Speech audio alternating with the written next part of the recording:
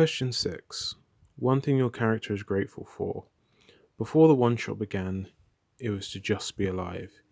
Gideon has played into this because he's still alive and he did fight for his life at the end.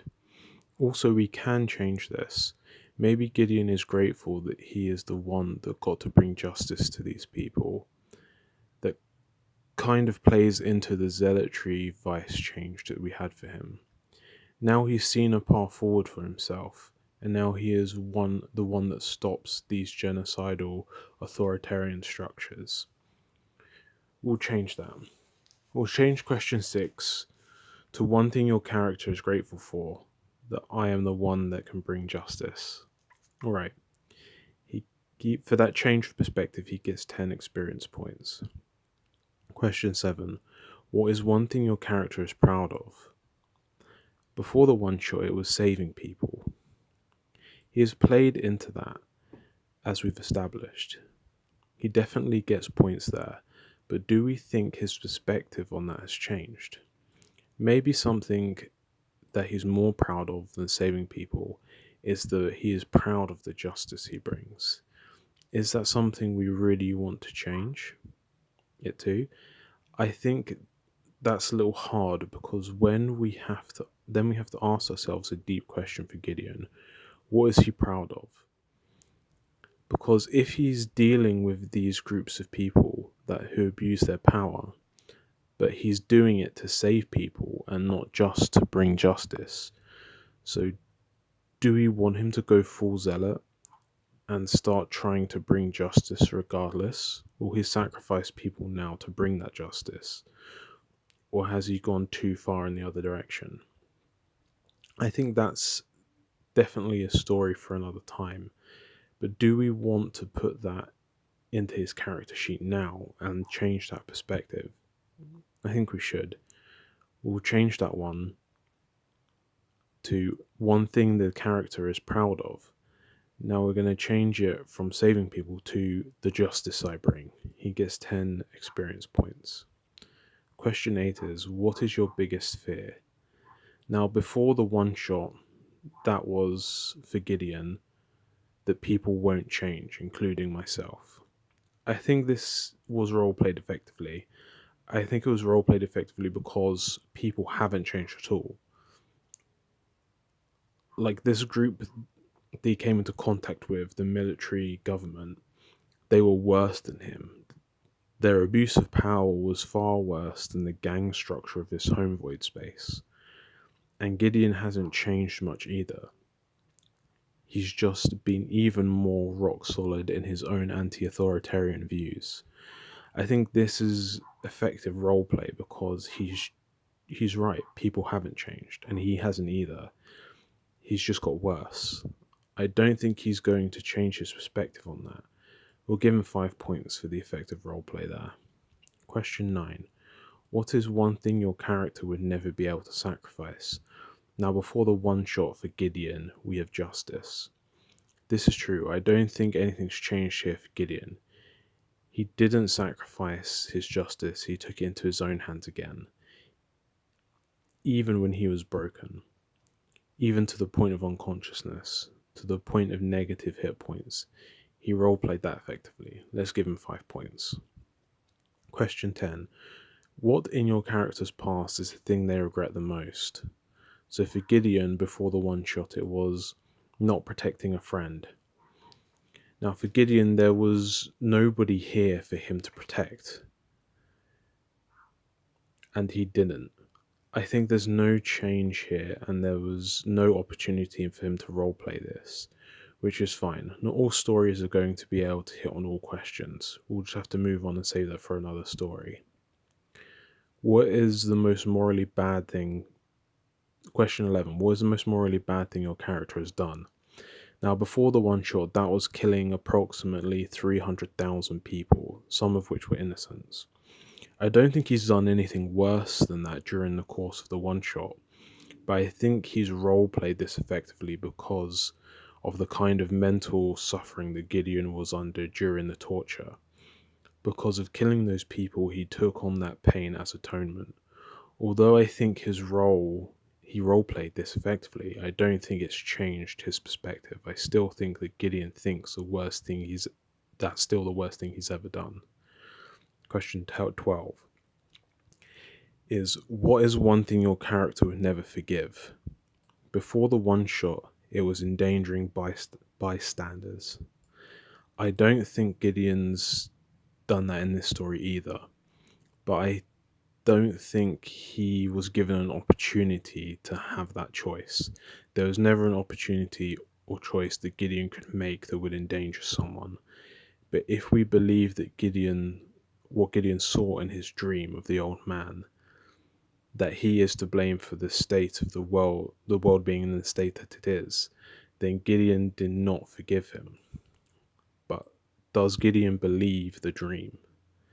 Well, the story did not play out that like it did in the nightmare. So I think we're just going to put not effective roleplay for this question, and I don't think it's changed as well. Maybe we could say that one change is that Gideon can never forgive torturing someone because of what he's been through. Does Gideon see torture as worse than endangering innocent people? I don't think Gideon sees endangering innocent people as I think Gideon sees endangering innocent people is worse than torturing someone because he survived the torture. So there'll be no change for that question. Question 13. How much punishment would your character take before they give up? Before the one shot, it was mental or physical torture. Gideon has taken physical torture, so I think that he did roleplay this effectively. We did go into it quite in depth about Gideon's feelings throughout it. I think we can change this question and take off the physical torture part. Although he was tortured in a physical sense, sure, there was some mental stuff going on with Gideon, but it wasn't like the pointed mental torture. So that's what we'll do. We'll change it so that we just take the physical torture bit off. So it's just mental torture now. Question 17. How far is your character willing to go to reach their goals? Now, it was mass murder and attempted suicide is what Gideon had before the one shot. We didn't do either of those things. He didn't do any worse than that either. Maybe we could add physical torture, but I think leaving it for now is just fine. And lastly, we're going to go over Gideon's trauma points. At the end of the one shot, Gideon has 10 trauma points for killing the innocent people in his home void space that he did before the one shot. 3 trauma points for feeling grateful about being alive. 1 trauma point from not protecting a friend. 1 trauma point for seeing the void for the first time. And then 13 trauma points from the torture that he endured. So let's go over them. The sinister old man was the main antagonist for this one shot. He's the reason that the void space is the way it is, because of some of the actions he's already taken. The Rangers at some point after tell Gideon what he expected from his nightmare. That is why they were there, to kill that old man. After they found out what he did, that he genocided billions. So I feel that although Gideon helped and probably did finish him off, even though the old guy was already dying, I feel Gideon still feels bad for killing those 300,000 people, even though he ended up killing someone who genocided way more than he did. I still think this is cathartic in some way for Gideon. I think we're going to give him 5 of his trauma points as experience because he has some kind of closure on it. But it's not like he's been forgiven or he feels like he's worked off a moral debt. I feel like that's probably how he justifies it to himself. If it resurfaces in his head, he probably thinks something along the lines of, although I'm horrible, I killed these 300,000 people, Then he thinks, yeah, but I did kill that old man who killed billions. At least I'm not as bad by comparison, I guess. So we'll give him the 5 trauma points there as experience. Feeling grateful about being alive is his next trauma. He's still alive again after all this. Like, he didn't die from that torture. Does that make him actually feel worse or feel better? I still think that probably makes him feel worse. He survives something this horrific again. Maybe at least this time, though, he feels like him being left alive kind of meant something. He was able to do something about being alive instead of just feeling guilty about surviving. He's like, I thought I was supposed to die. I had been ready to die. I somehow survived, but at least in surviving, I got rid of that old guy. He wouldn't be killing any more people, and he's gone. He suffered from he suffered from the billions of people he's killed. Maybe we could just give him one more trauma point for surviving. He does feel a little bit guilty for surviving, so we're actually going to give him one trauma point for that. His survivor's guilt gets a little bit worse. The next trauma points are from not protecting a friend. Gideon didn't have any way to work this out in his story, so we're just going to leave that. He can keep the trauma points, and we'll have to give Gideon closure another day in another story. Seeing the void for the first time is the next trauma points. He didn't see anything worse from the mythos or the craziness of the multi-universe, but he did not get any explanation to him in any way.